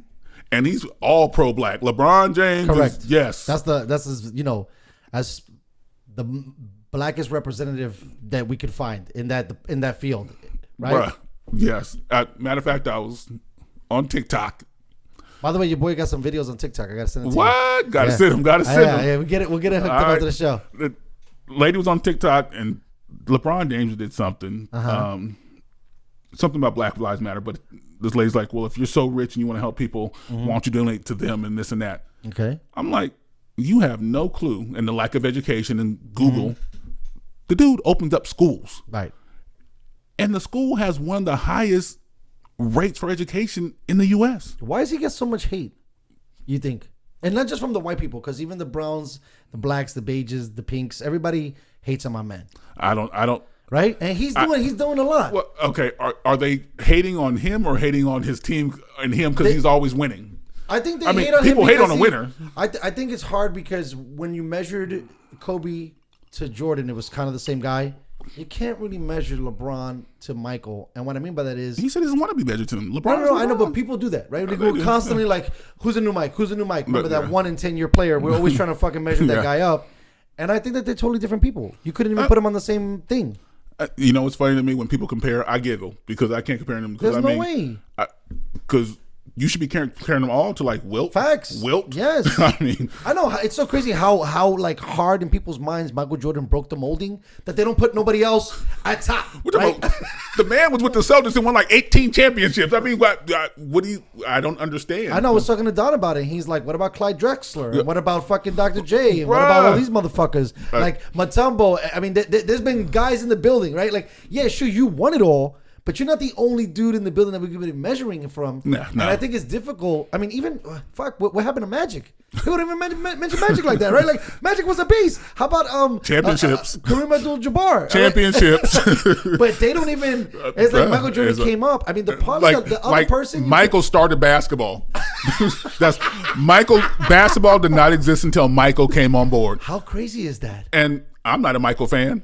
I think he was a ball hog, but he was a great player.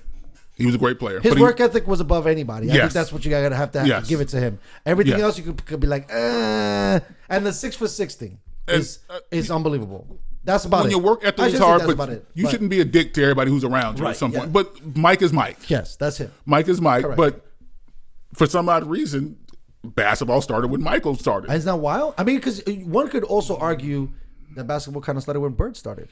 In the sense of like the popularity grew and a lot of people, and I'm not trying to make this a white and black thing. But no one compares any player to Bird. That's what I'm saying. Why didn't he do that? Because basketball started when Jordan started. Damn. So it was garbage until how many Jordans do you own? Oh, a bunch. I don't even know if Bird makes a shoe. So I think he was sponsored by Converse. I think so too. They were back heavy with the Converses. In the early 60s and 70s, and then but of Converse course was Nike came to Jordan, and then the rest is history. Yeah, everybody loves Chucks. Right.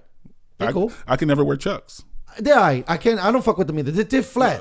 I couldn't wear them because I got fat feet. I'm like, bro, this shit does not work. You got to be a certain build to wear Chucks. 100%. You got to be a skinny motherfucker. Yeah. I have skinny feet. Yes. And there's no padding. There's no arching. There's no nothing in that goddamn shoe. I can't even believe they played basketball with them things. Crazy. Ain't it though? Yeah, because you got no rubber. You got nothing. I'm like, bro, you jumping fucking another 5 feet in the air coming down with 250 pounds every day. On hardwood. Every night. And hardwood back then didn't have the cushioning in it like it does now. Yes. No give. It's cement. All right, let's stay this and switch a second because Can I get another drink first? Of course you can. I'll set you up and then I'll make the drink. Kyrie, where we at with my man? He apparently doesn't talk to media anymore. I can't. It's so hard when you ask questions where I have to justify the mindset of somebody ignorant. But the world is flat. So, and that's me being sarcastic, everyone, because you can't see me. But the world being flat, Kyrie being the mastermind of everything, and he says he don't talk to media. Right, what we doing? Don't you get paid? Like, that's part of the contract. No. At least in the NBA. NFL too, but you can be like Marshawn Lynch. Lynch. Yeah, I'm here not to get fined. Got it. Exactly. Right. But it's Kyrie. Do you really want him talking to the media? Well, I would say yes, only in this thing. Back to what we're talking about in institutions. If you're the guy. But you're not the guy. But we pay him like the guy. So based on his paycheck, he's the guy. Okay, he's making $20 million plus a year. So you're a superstar. Right now, KD's not in the building, so you got to answer all the questions, Doc. Okay, I got a question. Go ahead. We'll take both of those people because they're on the same team right now. And that's easy to do. And if you look at their careers, when were they the guy? KD is weird. Hold on. KD is weird because he's a phenomenal player and he's never been the guy. Exactly. Never. What's his name? Kyrie, because he's flamboyant, has kind of flirted with I could be the guy. When he was in Cleveland. When were they the guy? Did Cleveland make the playoffs when he was there? No, they got 3 draft picks. Okay. Actually, and I'm asking the first round pick overall. I'm asking when have they been the guy? None. Everybody's talking KD's the man. Right. KD won his championship because he had to go on an already stacked team. Right. Kyrie got his championship because LeBron said, I'm coming home. One guy. I'm coming home. An animal.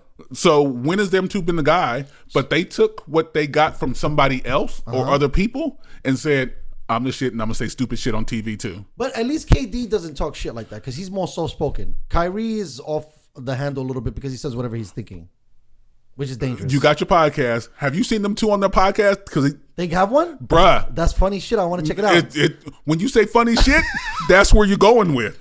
Really? Because it's the most asinine, ignorant, stupidest left field shit I ever heard in my life. So let me say this too, and I think that a lot of people don't really look at it like this. Most of these dudes have been like technically successful since they were fucking 11. Doesn't that make you out of touch a little bit 20 years later? Because come on, you don't even shop for your own fucking groceries, bro. Okay. Like you got a agent, you got a this guy does this. I mean, I'm just saying. It depends on the person. I feel like Kyrie's out of touch. His brand is like higher in his mind than anything else that's going on. LeBron's not out of touch, and he's been famous since they were paying $100, $200, $300 to go to basketball games for high school players. I know, but this is what I was talking about to somebody yesterday about LeBron James. I think LeBron James, not only is he an anomaly because he's obviously built like a fucking house, can jump through the roof and all this stuff. I feel like he had more to carry in Akron than some of these other guys. Because he held a whole city on his back. I disagree. Really? Because a person doesn't hold a city. A city makes a person hold a city. LeBron James was trying to hold it down for his friends and his mom. Right. That's not a city. Okay. That's 7 people. That's true. But a lot of people got paid on his motherfucking coattails. They got paid off his coattails, but that's not him. He's like, I'm playing basketball because I don't want my mom living in the hood no more. And my boys, they play basketball I went to, but they can't go as far. They gonna work for me. If you think his agent, he's known as agent since they were kids. Right, I know. And he's the number 1 agent in basketball right now. Really? Number one agent and black agent. I mean, they're trying to change the rules for agents right now because of this man. Damn. Like to stop him from being so good or to help him be better? Stop him from being so good. Everybody want to, no one wants you to be better. No, that's what I was just making sure that was with the statement that they were working on. I mean, when you have LeBron as your agent and LeBron gets he makes more money in endorsement than he does in basketball. Yes. You can't beat that. So everybody's coming to his team. Right. And the old school agencies are mad because it is what it is. It's almost like Jay-Z having motherfucking his brand in the sports agency shit. Yeah. Motherfuckers rather go to hang out with Jay-Z than go to hang out with, Schwab's, agency and motherfucking left field. Because they're like, these people relate with me, I relate with them. We kind of understand where we're coming from. And relate, yes, especially when you're LeBron and the person who's your agent you grew up with. Mm-hmm. And they want to change the rule like you can't be an agent unless you have a degree. Damn. Why? Yeah, that sounds stupid. All you need to know is how to understand and read contracts. Exactly. That's it. And he's like, okay, well, he's still my agent, and you can't change those rules. And he's still like, you can't have people on you unless you have a degree. You can't go talk to people. Nah, bruh. You can't change the rules because I'm doing it better than you. Okay, and we'll get back to this in a second. Why does America keep doing that? Like every time you get good at some shit, they're like, yo, check this out. We're going to change the rules. You don't want me to answer that question. We're going to change the rules, but... Who's the rules being changed for? Only certain people. Okay. Right. And you do that because you can't get over like you used to. Gotcha. You can't get it. I mean, marijuana's been illegal forever. Right. Who profit the most out of marijuana? Caucasians? Well, I mean, we're not talking about down the line. Right. We're talking about, okay, the normal life-to-life stuff. Who profits more? I don't think anybody does. Well, minorities. Right. They're selling it. They're getting it. Yeah. But like you said, we don't bring marijuana. I ain't got no boat. No. And I don't sell marijuana or nothing like Facts, that. But yeah, don't own no plane. No. Don't do none it's of that. It's like I take it a step further. Forget about marijuana. I don't know nobody that's fucking has a cocoa leaf in their motherfucking back yard. That shit is coming from somewhere else. Exactly. And somebody else bigger than our payroll is paying for that shit to come through. Cigarettes is worse than marijuana. So is alcohol. Alcohol is too. Yep. But Johnson & Johnson owns it, so it makes it okay. Yep. Chris Rock said it best. If it ain't white, it ain't right. Yeah, my mama told me that shit one time too. Just be on point, son. I mean, there's only 2 ways to do things: the white way and the wrong way. my boy Larry Scarcella, family born, raised in Italy, been in the States forever, but that's family right there, and that's family. But every time we go golfing, me and him are golfing, and it'd be me and him. They always pair us up with 2 other people. It'd be people we don't know, of course, and he always say, if it ain't white, it ain't right unless brown's around. And we giggle, but it is. It's only funny because it's true. It is. Right? So, that's the thing that sucks. Yeah. Okay, so then let's get back to this real quick. So you basically bought two dudes who've never been the dudes. Why did Brooklyn fucking get both of these guys in the same team then? If they're the same person. Okay. 1 + 1 = 2, correct? Correct. 2 + 2 = 4, correct? Correct. If you have a half the dude and half the dude, maybe you get one dude. Okay, that's fair. That's what I'm thinking. Okay, that makes sense. That makes more sense. But in their podcast, like they said, we don't even need a coach. We'll coach ourselves. Come on, dude. Come on, bro. Come on, bro. That sounds so crazy. But they said it. They said it. Not only, listen, first of all, as a podcaster to another podcaster group, much love you guys. But two, I would fire both of y'all. I'd fire, if I was in charge of this shit, I'd fire both of you because that's impossible. But how can you fire your I get you. two best players? I'm moving off of them. I got to move off of them because you guys obviously don't get it. I'm with you. Greg Popovich is one of the greatest guys in the building. There's no way the Spurs... Top 3. I'm sorry. Okay. Pop is the man. 100%. Phil Jackson, another dude. Yes. Pat Riley. Now, what I'm saying is that you need a guy to see things you're not seeing. Not to them, they don't. Apparently not. They said it. This is the world is flat and we don't need a coach because we can do it ourselves. At the end of the day, this is why I find it alarming that people on the East are fucking saying that Brooklyn is the top team in the East. That's crazy. Well, they're going by the players and the numbers. Got that, but that makes no sense. That's like me saying, because the Knicks preseason started the other day, the Knicks won last night. Damn, they do that shit? That means the Knicks is going to championship. I'm going to say it right here. Knicks are going to the champ. You heard it from my lips to yours ears. Knicks are going to the championship. They won their first preseason game. I want to. They're 1-0. Did I put anything special in that drink? Because you saying crazy shit right now. Why is it okay for Kyrie to say it and not me? Right. Well, because first of all, and I'm gonna tie it to you right here. This is how it's all tied together. Kyrie said the Earth is flat, right? What's the hardwood? Flat. Where's the Mecca of basketball? New York, right? Madison Square Garden, correct. But that should be changed. The Knicks, we're going to championship. But right. I mean, listen, I get it. I don't know why they don't turn the ownership plane around. Ownership needs to be fired on that one. Well, they're not gonna let him go. I can't believe how many teams he owns. He's like the Ted Turner, bro. He's like Ted Turner. I'm like, bro, why you keep giving this guy teams? As a person, if I own something, I'm sell it to him. Exactly. I would not. Exactly. It's almost like your baby, right? Like you just not gonna fucking let anybody you ruined my name. Kid. Exactly. You just ruined my whole name. Shit. Hey, it is what it is. They could. I mean, Phil couldn't even fix that fucking thing, bruh. If Phil can't fix something, something's wrong. 100%. So then, boom.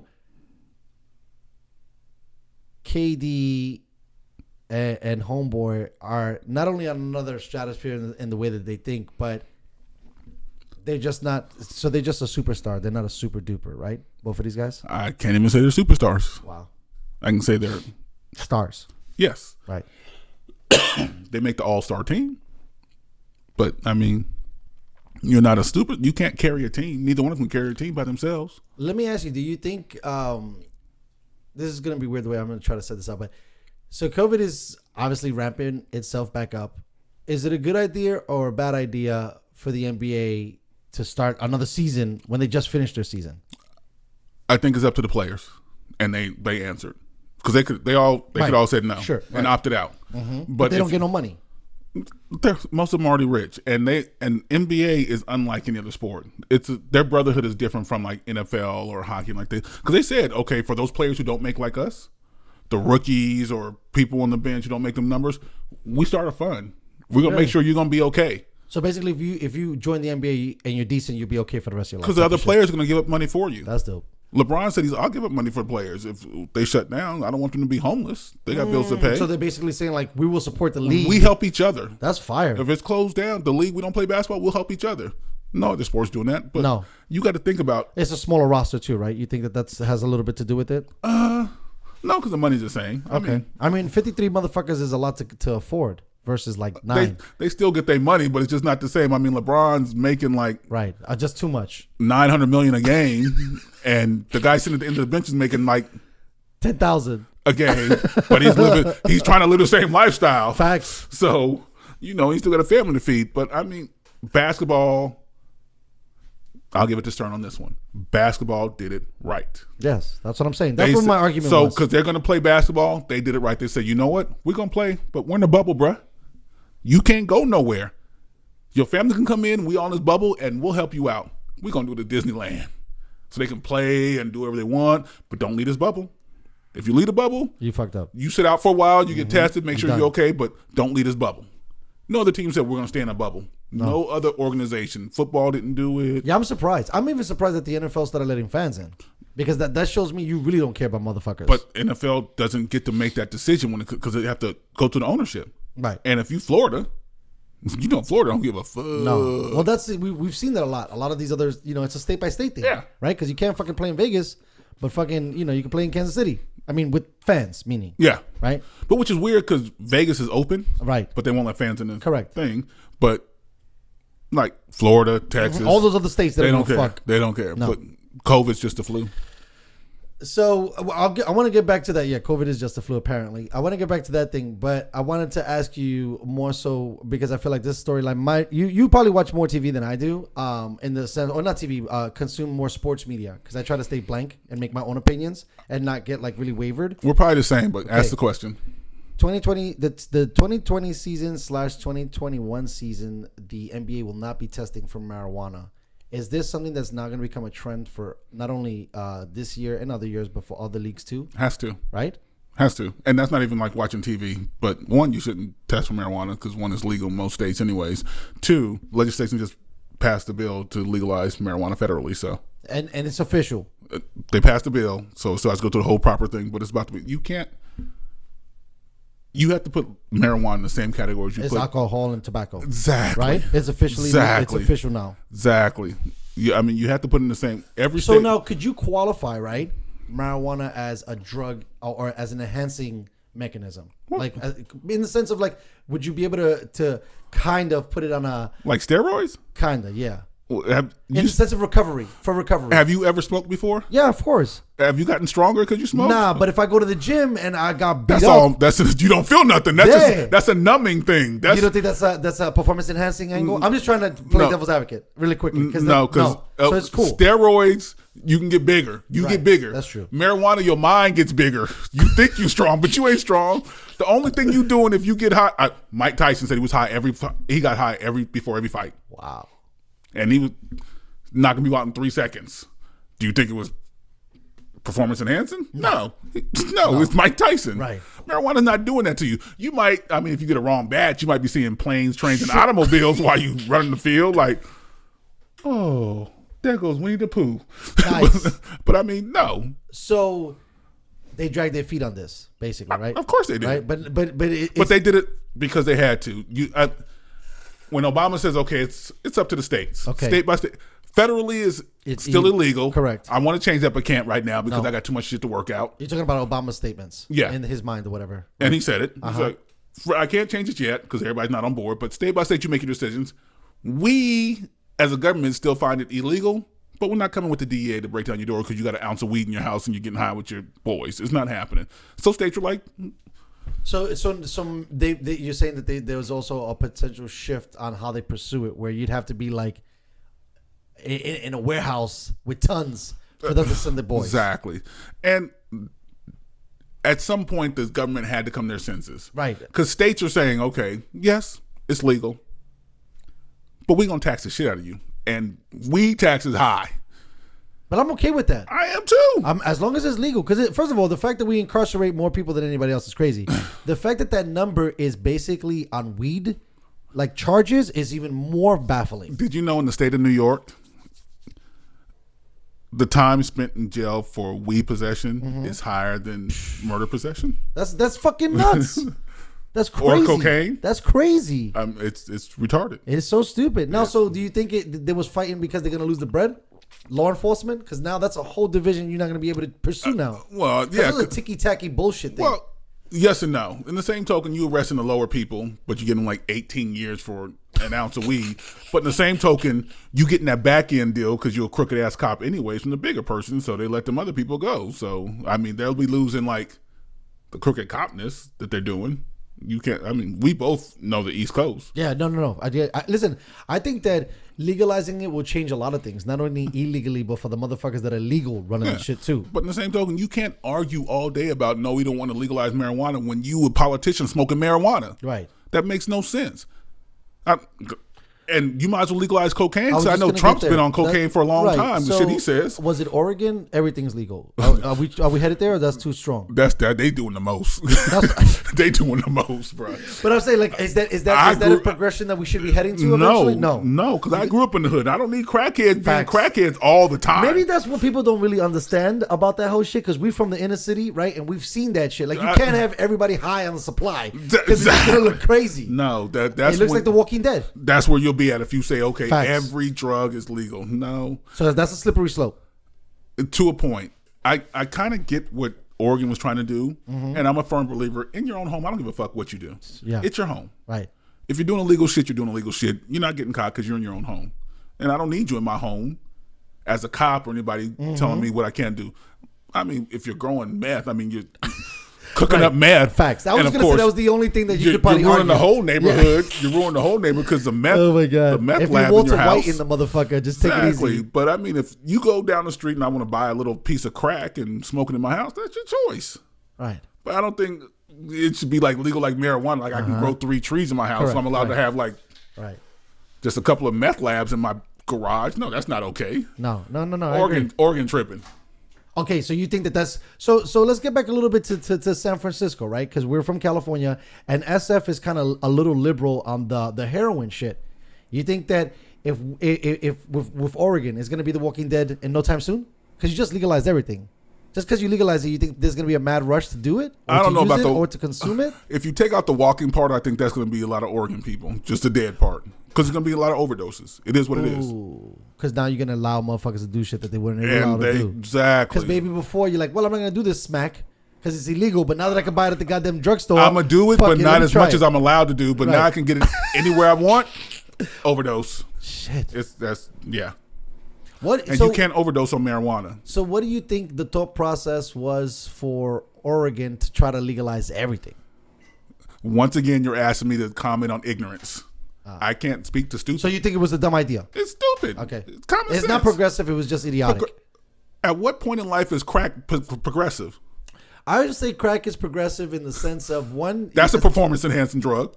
Right. I've seen a crackhead jump off an 8-story building and keep running. Yes. So, yes. I saw the most famous giant linebacker of all time, LT. The He went tackling motherfuckers on crack like goddamn Superman jumping over the offensive lines. Exactly. So, I mean, that's different than marijuana. So it was a dumb move. So, okay, let's rewind the tape down a little bit. Weed, yes. Now, blow, no?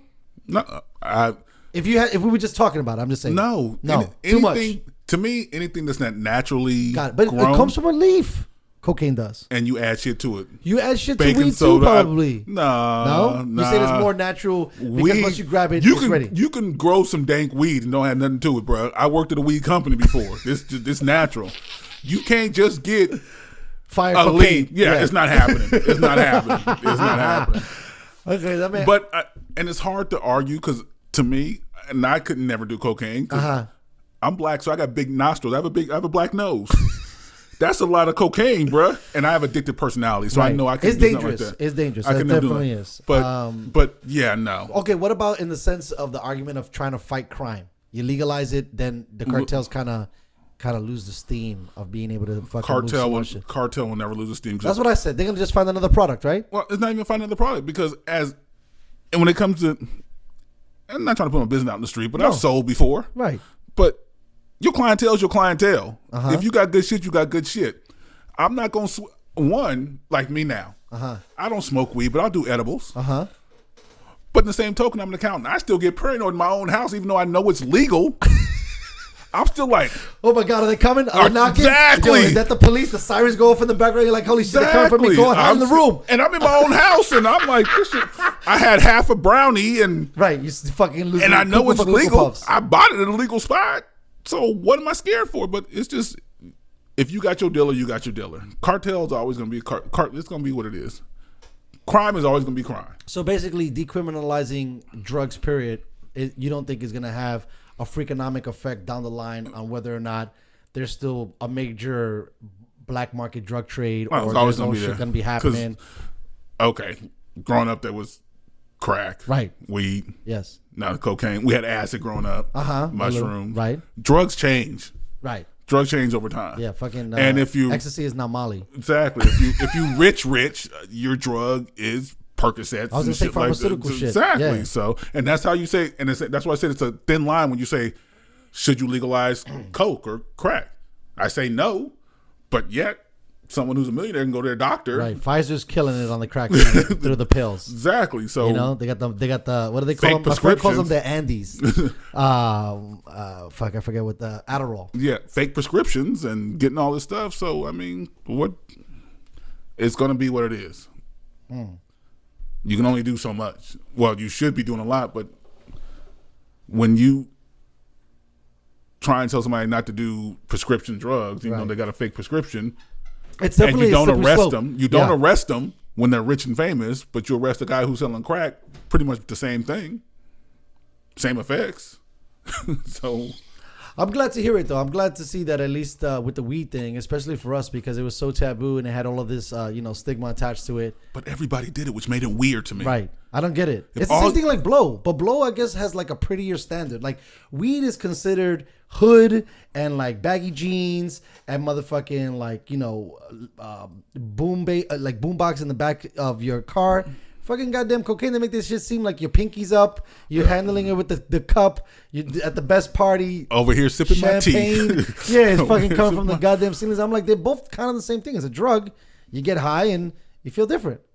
Yeah. But two of them have two completely attached images. Because when you think of somebody selling weed, it's always in the hood. Right. Somebody selling coke, that's a right upper scale. Mm-hmm. All right.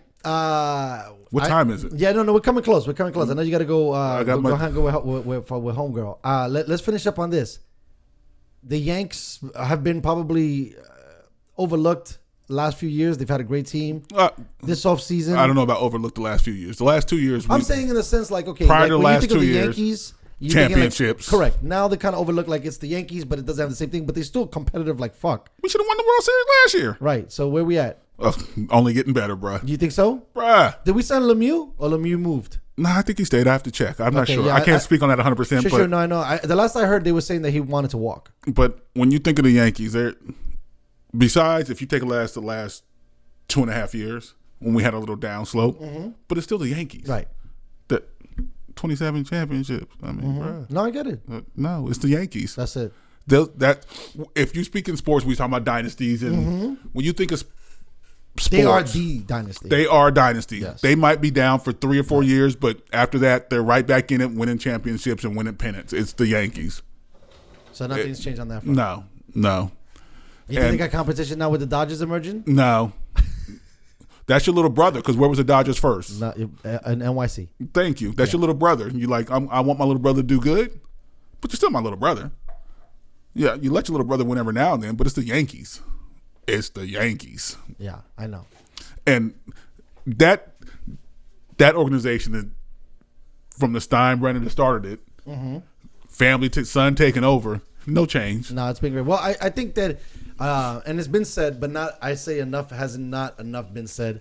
Brian Cashman is one of the greatest GMs of all time. I know that everybody likes to give it to Theo Epstein for bringing a chip to Boston and bringing a chip to Chicago, but in second place, if Theo's won, Brian Cashman has done phenomenal. Over 30 years. I don't even know anybody that keeps their job that long anymore. Exactly. Right? Exactly. Especially in this like fire culture and everybody got to go. And you fire the coach, you let go of coaches, then you get great coaches afterwards. Yeah. I mean, well, the best thing about being a Yankee, or not a Yankee, but like one of the Yankees, at least they get it. It's like we're going to only hire Yankees to be our coaches for the most part. You played on the team, you probably got a chance. Yeah, but we want to make sure you still got the right mindset. Sure. They have a culture that everybody buys into. But, I don't know why I'm drawing a blank on the coach, the former catcher, Girardi. Girardi, yes. Unbelievable. Yes. I even like homeboy right now. Yes. He's doing great. You got when Torrey was there. Even Buck Showalter wasn't terrible. Yeah, I mean we had our bad points, but what I'm saying is overall they get at least coaches that understand not only the culture but to the whole deal of what it is to coach the Yankees. Yes, and the GM says I know how to draft players and right players that fit our stuff. And I mean, can we make a run again? Always, yes, yes. And it's going to be even worse now because 2 years ago we make the playoffs one game out of the World Series, but we were rebuilding. Right, that's crazy. We were rebuilding. That's so crazy to me. Last year, COVID, I give it to that, but we were there. Should have been there. But it's baseball, happens. The next 5-6 years, I see 3 championships. Wow. Easy. Okay. I mean, that's easy. Fair. Well, bro, I know you're a busy dude, and thank you so much for dealing with the delays and coming through. I don't know, but I'm busy. Hanging in the green room for a little bit. For those of y'all who don't know, he might edit this out, but the interview's supposed to start at 2:00. I got here at 1:30. He was still in bed asleep. Right. The interview was at 2. Your boy's still, I had the field running. Remember the coach from the Giants? And he used to find the players. Oh, yes, Tom Coughlin. If you're on time, you're late. Yes. I got you. Yes. But I'm gonna leave it at that. Got it. You gave me 2 drinks. I'm good to go. Nice. We You're had feeling great good. You're feeling good. It was amazing. Good. It was phenomenal. Thanks as always. Go home and cook some steaks. And nasty. I'm doing surf and turf steaks and some shrimp. Wagyu beef. Potatoes. No, just she ain't. Right, we'll get that crazy. We knew. I'm not. I'm not going. I don't bite my tongue. No, you don't. I ain't spending that much money on. First meeting. Let's put it like that. Second meeting, dinner date. Yeah. That's. Yeah, at Costco, that's $118 one piece. So I know. I've been spoiled. Not happening. All right, guys. Well, you married. You're supposed to be spoiled. I know. That's true. I love it. But you got to give back what she gives. Nah, I always give her everything. And sleep until 2:00. Listen, I came up. She taking out the trash. Well, that's because she decided to do that. Because you was asleep. I was gonna get up. I had a meeting at 2. This is gonna be edited out. No, I'm gonna run it because I love it. I love the organic shit. Then you talking about you make me some lunch? Oh, I was joking on that shit because I know she was gonna do that. I know. Everybody I know his wife. She wasn't gonna do it either. She was about to choke his ass out. Listen, thank God she got me the motherfucking croissants. That shit won like a motherfucker. I'm surprised she let you have one. Yeah, the box is too big. Well, thanks, bro. No, thanks for always coming and hanging out. I appreciate you. I heard this shit. This might be my new piece out. Stay safe, stay sane, and stay secure. Peace out.